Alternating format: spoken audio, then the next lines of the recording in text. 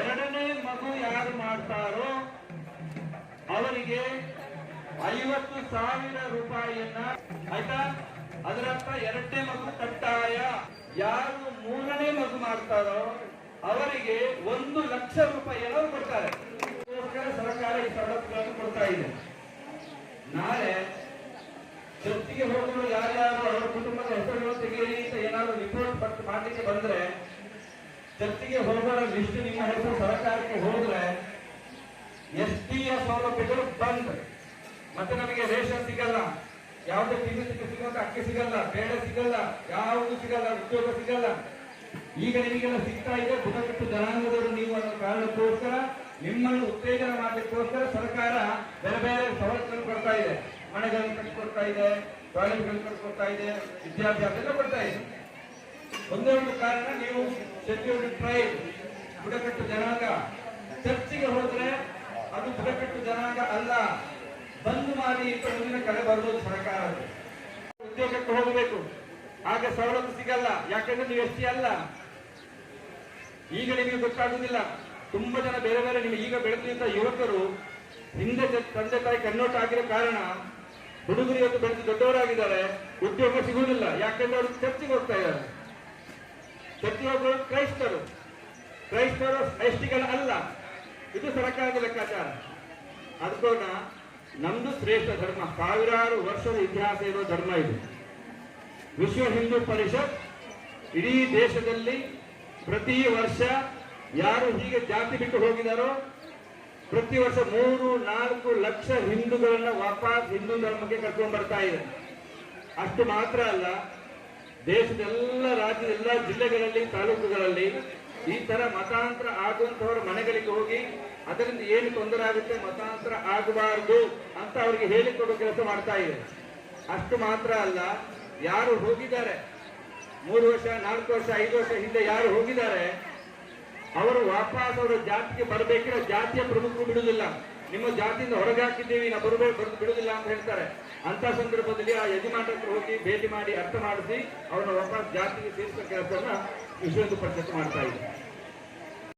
ಸಾಕ್ಷಾತ್ ಭಗವಂತನ ಕಾಲದಿಂದ ಬಂದಿರುವಂತಹ ಒಂದು ಒಳ್ಳೆ ಸಂಪ್ರದಾಯ. ನಮ್ಮಲ್ಲಿ ಏಕಪತ್ನಿ ವ್ರತ ಅಂತ ಇದೆ ಹಿಂದೂ ಧರ್ಮದಲ್ಲಿ. ಬೇರೆ ಯಾವುದೇ ಮತದಲ್ಲಿ ಯಾವುದೇ ಕಡ್ಡಾಯ ಇಲ್ಲ. ನಾ ಯಾವುದೇ ಮತಗಳ ಉದಾಹರಣೆ ಕೊಡ್ಲಿಕ್ಕೆ ಹೋಗುದಿಲ್ಲ. ಸಮಾಜದಂತಹ 2-3 ಮತದಲ್ಲಿ ಒಂದು ಮತ ಅಂತೂ ನೀವು 5 ವ್ಯಕ್ತಿಗೆ ಮದುವೆ ಆಗ್ಬೋದು ಅಂತ ಹೇಳುತ್ತೆ.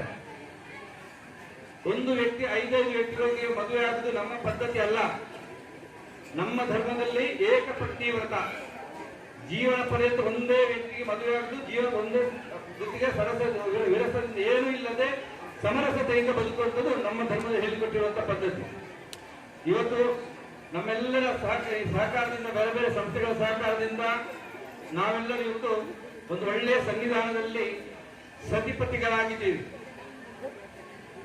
ಒಳ್ಳೆಯ ಭಗವಂತನ ಆಶೀರ್ವಾದ ಆಯಿತು. ನಿಮಗೆ ಯಾರಿಗೂ ಪರಿಚಯ ಇಲ್ಲದಂತಹ ಸಹೋದರಿಯರು ನಿನ್ನೆ ಇಡೀ ರಾತ್ರಿ 11-12 ಗಂಟೆವರೆಗೆ ನಿಮಗೆ ಮದುವೆಯನ್ನು ಹಾಕಿದ್ರು. ಬೆಳಿಗ್ಗೆ ನಿಮಗೆ ಬೇರೆ ಬೇರೆ ಶಾಸ್ತ್ರಗಳನ್ನು ಮಾಡಿಸಿದ್ರು. ಇದೆಲ್ಲವೂ ಸುಮ್ಮನೆ ಅಲ್ಲ, ಪೂರ್ವ ಜನ್ಮದ ಫಲ. ಬಹುಶಃ ನಿಮ್ಮ ಭಾಗ್ಯದಲ್ಲಿ ಅದೆಲ್ಲ ಬರೆದಿತ್ತು. ಅಂಥವ್ರಿಗೆ ಮಾತ್ರ ಇಲ್ಲಿ ಬರ್ಲಿಕ್ಕೆ ಅವಕಾಶ ಸಿಗುತ್ತೆ. ಇಂಥ ಪುಣ್ಯ ಅವಕಾಶ ಅವರಿಗೆ ಸಿಗುತ್ತೆ. ಸಮಾಜದಲ್ಲಿ 1000 ಜನ ಮದುವೆ ಆಗ್ತಾರೆ, ಅವ್ರಿಗೆ ಈ ಅವಕಾಶ ಇಲ್ಲ. ನೀವು ಅದಕ್ಕೋಸ್ಕರ ನಮ್ಮ ನಿರಂತರ ಸಂಪರ್ಕದಲ್ಲಿರ್ಬೇಕು. ನಮಗೆ ಗೊತ್ತಾಗಲ್ಲ. ಎರಡನೇ ಮಗು ಯಾರು ಮಾಡ್ತಾರೋ ಅವರಿಗೆ 50,000 ರೂಪಾಯಿಯನ್ನ ಸಂಸ್ಥೆಯಿಂದ ಮಾನನೀಯ ಮೋಹನ್ ಮಂಗಾಳಿ ಸರ್, ಅಮರ ಸರ್ ಸೇರಿ ನಿಮಗೆ ಕೊಡೋ ಕೆಲಸ ಮಾಡ್ತಾರೆ. ಇದೇ ತರ ಸಭೆಯನ್ನು ಕರೆದು ಅವರ ಕೈಯಿಂದಲೇ ವಿತರಣೆ ಮಾಡುವವರಿದ್ದೀವಿ. ಆಯ್ತಾ? ಅದರರ್ಥ ಎರಡನೇ ಮಗು ಕಡ್ಡಾಯ. ಆಯ್ತಾ? ಇನ್ನೂ ಒಂದು ಹೆಜ್ಜೆ ಮುಂದೆ ಹೋಗ್ತೀವಿ ನಾವೀಗ. ಅವರು ಎಷ್ಟು ಕಾಳಜಿ ವ್ಯಕ್ತಪಡಿಸಿದ್ದಾರೆ ಅಂದ್ರೆ, ನಮ್ಮ ಸಮಾಜ ಕೇವಲ ಸಂಖ್ಯೆ ಮಾತ್ರ ಅಲ್ಲ, ನೀವು ಜೀವನದಲ್ಲಿ ಮುಂದೆ ಬರಬೇಕು. ನಮಗೆ ಮಕ್ಕಳ ತೊಂದರೆ ಆಗಿ ನಮಗೆ ಮಕ್ಕಳ ಭಾರ ಆಗ್ತಾರೆ, ಮಕ್ಕಳು ಜಾಸ್ತಿ ಮಾಡಿದ್ರೆ ಮನೆಯಲ್ಲಿ ಕಷ್ಟ ಆಗುತ್ತೆ ಅನ್ನೋ ಭಾವನೆ ಬರಬಾರದು. ಆ ದೃಷ್ಟಿಯಿಂದ ಯಾರು ಮೂರನೇ ಮಗು ಮಾಡ್ತಾರೋ ಅವರಿಗೆ 1,00,000 ರೂಪಾಯಿಯನ್ನು ಕೊಡ್ತಾರೆ. ಇದು ಕೇವಲ ಭರವಸೆ ಅಂತ ತಿಳ್ಕೊಳ್ಬೇಡಿ. ಅಥವಾ ಯಾವುದೇ ವೇದಿಕೆಯಲ್ಲಿ ಆವೇಶದಿಂದ ಹೇಳಿರೋದು ಅಲ್ಲ. ಈ ಸಂಸ್ಥೆ, ಅವರ ಸಂಸ್ಥೆಯ ಸಿಬ್ಬಂದಿಗಳು, ಲೆಕ್ಚರರ್, ಸ್ಟೂಡೆಂಟ್ಗಳನ್ನ ಪ್ರತಿ ತಿಂಗಳು ಗಾಡಿಗಳ ಮುಖಾಂತರ ಎಲ್ಲ ಹಳ್ಳಿಗಳಿಗೆ ಮಾಡಿದ ಪರಿಣಾಮ ಅವರಿಗೆ ನಿಮ್ಮ ಬಡತನ ಏನು ಅಂತ ಸಂಪೂರ್ಣ ಅರ್ಥ ಆಗಿದೆ. ಅದಕ್ಕೋಸ್ಕರ ಅವರು ಯೋಚನೆ ಮಾಡ್ತಿರೋದು ಅವರಿಗೆ ನಾವು ಸಹಾಯ ಮಾಡಬೇಕು. ಅವರ ಮಕ್ಕಳ ಕಾರಣಕ್ಕೋಸ್ಕರ ಅವ್ರಿಗೆ ತೊಂದರೆ ಆಗಬಾರ್ದು. ಅವರ ಮಕ್ಕಳಿಗೆ ನಾವು ಸಹಾಯ ಮಾಡಬೇಕು ಅಂತ 3ನೇ ಮಗು ಮಾಡಿದ್ರೆ 1 ಲಕ್ಷ ರೂಪಾಯಿ ಕೊಡ್ತಾರೆ. ಇನ್ನು ನೀವು ಅದನ್ನು ಜಾಸ್ತಿ ಮಾಡಿದ್ರೆ ಆ 1 ಲಕ್ಷ ರೂಪಾಯಿ ಕಂಟಿನ್ಯೂ ಆಗುತ್ತೆ. ಅರ್ಥ ಆಯ್ತಲ್ಲ? ಅದರ ಅರ್ಥ 4 ಮಕ್ಕಳನ್ನು ಮಾಡಬಹುದು. ತಮಾಷೆಯ ವಿಷಯ ಅಲ್ಲ. ಕಳೆದ ಮದುವಾಗುವಷ್ಟು ಜನ ಎಷ್ಟೇ ಫೋನ್ ಮಾಡಿದ್ರು ಕೂಡ ನಮಗೆ ಸಿಗುವುದಿಲ್ಲ. ಇದೇ ತರ ನೀವು ಆಯ್ತು ನಿಮಗೆ ಈ ಅವಕಾಶಗಳು ಸಿಗದಾಗಬಹುದು. ಪ್ರಶಾಂತ್ ಇಲ್ಲಿಯವರ ನಮ್ಮ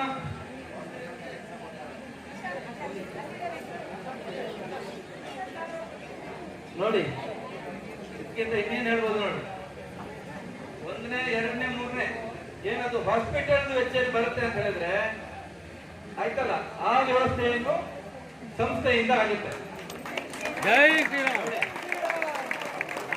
ಅದಕ್ಕೆ ನಾವು ಮಧ್ಯೆ ಮಧ್ಯೆ ನಾವು ಸಂಪರ್ಕ ಸಿಗ್ತಾ ಇರ್ತೀವಿ. ಕನಿಷ್ಠ ವರ್ಷಕ್ಕೆ 1 ಬಾರಿ ಹೀಗೆ ಮದುವೆ ಆದಂತಹ ಇವತ್ತಿನ ದಂಪತಿಗಳು ಇದೇ ದೇವಸ್ಥಾನದಲ್ಲಿ ನಾವು ಸೇರಬೇಕು. ವರ್ಷಕ್ಕೆ 1 ಬಾರಿ. ಆವಾಗ ನಿಮ್ಮ ನಿರಂತರ ಸಂಪರ್ಕ ಇರುತ್ತೆ. ಯಾರಿಗೆ ಯಾವ ರೀತಿ ಅವಕಾಶ, ಅವ್ರ ಸಹಾಯ ಬೇಕಾಗುತ್ತೆ ಅಂತ ಗೊತ್ತಾಗುತ್ತೆ. ಪ್ರತಿ ವರ್ಷ ಈ ಮದುವೆಯನ್ನು ನಾವು ಮಾಡ್ತೀವಿ. ಮುಂದಿನ ದಿನಗಳಲ್ಲಿ ನಿಮ್ಮ ಹಾಡಿಗಳಲ್ಲಿನೂ ಈ ತರ ಯೋಜನೆ ಬಂದಾಗ ಸಂಘಟನೆಯಿಂದ ಅವರ ಹೆಸರನ್ನು ನೋಂದಣಿ ಮಾಡಲಿಕ್ಕೆ ಸಹಾಯ ಮಾಡಿ. ಉದ್ಯೋಗದ ಯೋಜನೆ ಬಹುಶಃ ಇಲ್ಲಿ ತುಂಬಾ ಹಾಡಿಗಳಲ್ಲಿ ಮೆಡಿಕಲ್ ಬೇರೆ ಬೇರೆ ಫೆಸಿಲಿಟಿ ಇದೆ. ಯಾವ ಹಾಡಿಗಳಲ್ಲಿ ಮೆಡಿಕಲ್ ಸೌಲಭ್ಯ ಇಲ್ಲ ಅಂತಹ ಭಾಗದಲ್ಲಿ ಉಚಿತ ಮೆಡಿಕಲ್ ಕ್ಯಾಂಪ್ಗಳನ್ನ ಗಮನಕ್ಕೆ ತಂದ್ರೆ ಅಂತಹ ರಿಮೋಟ್ ಹಳ್ಳಿಗಳು, ತುಂಬಾ ಒಳಗಿರುವಂತಹ ಹಳ್ಳಿಗಳಲ್ಲಿ ಉಚಿತ ಆರೋಗ್ಯ ತಪಾಸಣಾ ಶಿಬಿರಗಳನ್ನ ವಿಶ್ವ ಹಿಂದೂ ಪರಿಷತ್, ನೀವು ಹೊರಡಿಸುವ ಈ SS ಸಂಸ್ಥೆಗಳಿಂದ ಆ ಕಾರ್ಯಕ್ರಮವನ್ನು ಮಾಡ್ತೀವಿ.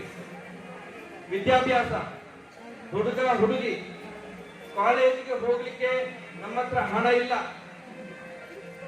ನಾವು ಓಡಾಡಿದ ಅನಿಸಿದ್ದು ಕೇವಲ 3-4 ಸಾವಿರಕ್ಕೂ ಕಾಲೇಜಿಗೆ ಹೋಗುವಂತಹ ಹುಡುಗರು ಬಾಕಿಯಾಗಿದ್ದಾರೆ. ಅಂತ ವಿಷಯ ಬಂದ್ರೆ ಗಮನಕ್ಕೆ ತನ್ನಿ. ನಮ್ಮಿಂದ ಆಗುವಂತ ಪ್ರಯತ್ನವನ್ನ ಆ ಮಗುವಿಗೆ ಮಾಡಲಿಕ್ಕೆ ನಾವು ಪ್ರಯತ್ನವನ್ನು ಮಾಡುವುದು. ಆಗಲೇ ನಾನು ಹೇಳಿದೆ, ಇವತ್ತು ಮದುವೆ ಆಗಿದೆ. ನಮ್ಮ ಧರ್ಮದಲ್ಲಿ ಮದುವೆ ಆದ ನಂತರ ಶ್ರೀಮಂತ ಅಂತ ಒಂದು ಕಾರ್ಯಕ್ರಮ ಇದೆ ಗರ್ಭಿಣಿಯರಿಗೋಸ್ಕರ. ಸರ್ಕಾರ ಕೂಡ ಅದನ್ನು ಮಾಡುತ್ತೆ. ನಿಮ್ಮ ಎಲ್ಲ ಹಳ್ಳಿಗಳಲ್ಲಿ ಮಾಡ್ತಾರ ಗೊತ್ತಿಲ್ಲ. ನೀವು ನಮ್ಮ ಸಂಪರ್ಕದಲ್ಲಿ ಇದ್ರೆ ಇನ್ನು ನೀವು ಯಾವಾಗ 3, 4, 5, 6 ತಿಂಗಳ ನಂತರ ಪುನಃ ಇದೇ ದೇವಸ್ಥಾನದಲ್ಲಿ ನಾವೆಲ್ಲರೂ ಸೇರಿ ಮುಂದೆ ಬರುವಂತಹ ಮಗುವಿಗೆ ಸ್ವಾಗತಕ್ಕೆ ಬೇಕಾದ ವ್ಯವಸ್ಥೆ ಸಿದ್ಧತೆಗಳನ್ನು ಮಾಡೋಣ. ಆ ಶ್ರೀಮಂತದ ನಮ್ಮ ಸಂಸ್ಕಾರ ಇದೆ, ಇದು ನಮ್ಮ ಧರ್ಮದ ಸಂಸ್ಕಾರ. ಅದು ಆ ಬರುವಂತ ಮಗುವಿಗೆ ಸಿಗುವಂತ ಸಂಸ್ಕಾರ. ಅದು ಆ ಕಾರ್ಯಕ್ರಮ ಇದೇ ದೇವಸ್ಥಾನದಲ್ಲಿ ಮಾಡ್ತೀವಿ. ಅದು ಕುಳಿತಿರುವಂತಹ ಜೋಡಿಗಳು, ಹಾಗೆಯೇ ಈ ವಿವಾಹ ಸಂಭ್ರಮದಲ್ಲಿ ಪಾಲ್ಗೊಳ್ಳಲು ಅತಿಥಿಗಳಾಗಿ ಆಗಮಿಸಿರುವಂತಹ ಎಲ್ಲ ಆಗಮಿಕರು ಹಾಗೂ ನನ್ನ ಭಕ್ತ ಬಂಧುಗಳಿಗೆ ಹಾಗೂ ನನ್ನ ಹಿಂದೂ ಬಾಂಧವರಿಗೆ ಎಲ್ಲರಿಗೂ ಭಗವಂತನ ಅನುಗ್ರಹ, ಶ್ರೀ ಗುರುವಿನ ಅನುಗ್ರಹ ಬೇಡ್ತಾ VHP ವಿಶ್ವ ಹಿಂದೂ ಪರಿಷತ್ ಧರ್ಮ ಪ್ರಸಾರಣ ವಿಭಾಗದಿಂದ ಈ ಒಂದು ವ್ಯವಸ್ಥಿತವಾದಂತಹ ಹಿಂದೂ ಜನರಲ್ಲಿ ಹಿಂದುತ್ವದ ಜಾಗೃತಿಯನ್ನು ಮೂಡಿಸುತ್ತಾ ಹಿಂದೂ ದೇಶದಲ್ಲಿ ಹಿಂದೆ ಉಳಿಯದೆ ಮದುವೆ ಆಗಿರುವಂಥ ಎಲ್ಲ ಹೊಸ ಜೋಡಿಗಳಿಗೂ ಒಳ್ಳೆಯದಾಗಲಿ. ಮೊದಲು ನನ್ನ ಭಾಷೆ ಮಾತಾಡ್ತೀನಿ. ಮತ್ತು ಗಣ್ಯರು ಕೂಡ ನಮ್ಮ ಆದಿವಾಸಿಗಳಿಗೆ ಆಶೀರ್ವಾದ ಮಾಡೋದ್ರಿಂದ ಮನಸ್ಪೂರ್ವಕವಾಗಿ ಅಭಿನಂದಿಸುತ್ತೀವಿ. ಮತ್ತು ಈಗ ಮದುವೆ ಆಗಿರುವಂಥ ಕೆಲವು ನಮ್ಮ ನವಜೋಡಿಗಳಿಗೆ ಏನಾಗೋದಂದರೆ, ಈಗ ನೀವು ಸೆಕೆಂಡ್ PUC ಡಿಗ್ರಿಗಂತೂ ಓದಿದರು, ಹಿಂಗೆ ಮಕ್ಕಳೇ ಓದಿ ಒಂದು ಕೆಲಸ ತೋರಿಸಂತ ಇದು ಮಾಡೋಕ್ಕೂ ಮತ್ತು ನಂಗೆ ಅಭಿವ್ಯಾಪತಿಗಳು ಕುಡಿದು ಹಾಳಾಗ್ಯವ್ರಿಗೆ ಇದನ್ನು ನಿಂಗೆ ಚಾಲೆಂಜ್ ಐತೆ. ಇನ್ನೂ ನಂಗೆ ಕುಡಿಯೋದಿದೆ, ನಂಗೆ ಹುಟ್ಟ ಮಕ್ಕಳು ನಂಗೆ ಅಭಿವ್ಯಾಪ ಕುಡ್ತಾರಲ್ಲ ಅಂತ ಅವ್ರ ಒಂದು ಆಡಿದ್ರು ಅವ್ರಗಪ್ಪ ಕುಡಿದ್ರು ಅವರಪ್ಪ ಇನ್ನೊಂದು ಕಾಫಿ ತೋಟ ಬರ್ತಾರೆ ಅವಮಾನ ಮಾಡ್ತಾರೆ. ಹಿಂಗ ಪ್ರಮಾಣ ಮಾಡಿ ಹಿಂಗ ಹುಟ್ಟ ಮಕ್ಕಳ ಹಿಂಗ ಹೆಂಡತಿ ಮೇಲೆ ಹಾನಿ ಮಾಡಿ ಆದವರು ಗಂಡು ಮಕ್ಕ ಕೈ ಮುಂದೆ ಬೆಳಿಬೇಕು, ನೀರು ಕುಡಿಯೋದೇ ಬಿಡಲ್ಲ. ನಾಳೆ ದಿವಸ 4 ಜನಗಳು ಗೌರವ ಕೊಡೋದು, ಪಾಠ ಕೊಡೋದು ಬಿಡೋದ್ರಿಂದ ಈಗ ಕುರುಗ ಮಾಡು. ಈಗ ಯಾರು ಕೂಡ ಅವನ ಕುರುಬಕ್ಕನೆ ಅನ್ನಲ್ಲ, ಯಾವ ಕುರುಬಕ್ಕನೆ ಇರ್ತಾನೆ. ಅದರಿಂದ ದಯಮಾಡಿ ಎಲ್ಲಾ ವಿದ್ಯಾವಂತರು ಹುಡುಗಾರಿದ್ರು ಎಲ್ಲರೂ ಸುಮ್ಮನೆ ಕೂತ್ಕೊಂಡಿದ್ರು, ನಾವು ಸುಮ್ಮನೆ ಕೂತ್ಕೊಂಡಿದ್ರಿ. ಇವತ್ತಿನ ದಿನ ನಗೆಯ ದಿನ. ನೀವೆಲ್ಲರೂ ಕೂತ್ಕೊಂಡಿಲ್ಲ, ಎಲ್ಲಾದ್ರೂ ಯಾರೊಬ್ರು ಅಳ್ಳು ನೋಡಿಲ್ಲ, ನಗೆ ನೋಡಿಲ್ಲ. ಇಂಥ ಒಳ್ಳೆ ಕಾರ್ಯ ನಮ್ಮ ನ್ಯೂ ಹಾರಿಝಾನ್ ಅವರು, SS ಫೌಂಡೇಶನ್ ಅವರು ಇಷ್ಟು ಚೆನ್ನಾಗಿ ವ್ಯವಸ್ಥೆ ಮಾಡಿದ್ದಾರೆ. ನೆಗಿಬೇಕು ಇವತ್ತು. ಇವತ್ತು ನಿಮ್ಮ ದಿನ. ಇವತ್ತು ನೆಗಿಲಿಲ್ಲ ಅಂದ್ರೆ ಯಾವಾಗ ನೆಗಿತೀರಾ ನೀವು? ಎಲ್ಲರೂ ನೆಗೆರಿ, ನೆಗೆರಿ. ನಿನ್ನೆ ವ್ಯವಸ್ಥೆ ಇವತ್ತು. ಇವತ್ತು ನೆಗಿಲಿಲ್ಲ ಯಾವಾಗ ನೆಗಿತೀರಾ ನೀವು? ಇವತ್ತಿನ ನಿಮ್ ದಿನ. ಯೋಗಿದೆ ನಾನು ಕೇಳ್ಕೊಳ್ತೀನಿ. ಇಷ್ಟು ಚೆನ್ನಾಗಿ ವ್ಯವಸ್ಥೆ, ಇಷ್ಟು ಚೆನ್ನಾಗಿ ಬಟ್ಟೆಗಳು ಹಾಕಿರೋದು ನಮ್ಗೆ ಒಂಥರ ಫೀಲಿಂಗ್ ಬರ್ತಾ ಇದೆ. ಇಷ್ಟು ಚೆನ್ನಾಗಿ ವ್ಯವಸ್ಥೆ ಮಾಡ್ಬಿಟ್ಟು ಮದುವೆ ಕಾಣಿಸ್ತಾ ಇದೆ ನಿಮ್ಗೆ. ನೀವು ಒಬ್ಬರೇ ಮದುವೆ ಮಾಡಿಸಿ, ಒಂದು ಹಾಲ್ ಮದುವೆ ಮಾಡಿಸ್ಬೋದು, ಒಂದು ಇಲ್ಲಿ ಮದುವೆ ಮಾಡಿಸ್ಬೋದು. ಒಂದು 30-40 ಜನಕ್ಕೆ ಒಂದೇ ಸರ್ತಿ ಮಾಡೋದು ಮದುವೆ, ಅದು ಒಂದು ಬೇರೆ ಕಾರ್ಯಕ್ರಮ. ಎಷ್ಟು ಎಂಜಾಯ್ಮೆಂಟ್ ಅಂತ ಇದೆ. ಎಲ್ಲ ಊರಿಂದ ಬಂದಿದ್ದಾರೆ, ನೀವು ಒಳ್ಳೆ ಒಡವೆ ಹಾಕೊಂಡಿದ್ದೀರಾ, ಎಷ್ಟು ಖುಷಿ ಬರ್ತದೆ ನಮ್ಗೆ. ಇದನ್ನ ನೀವು ಕಾರ್ಯಕ್ರಮ ನೀವು 3 ಕಂಟಿನ್ಯೂ ಮಾಡಿ. ನಮ್ದು ಯಾವಾಗ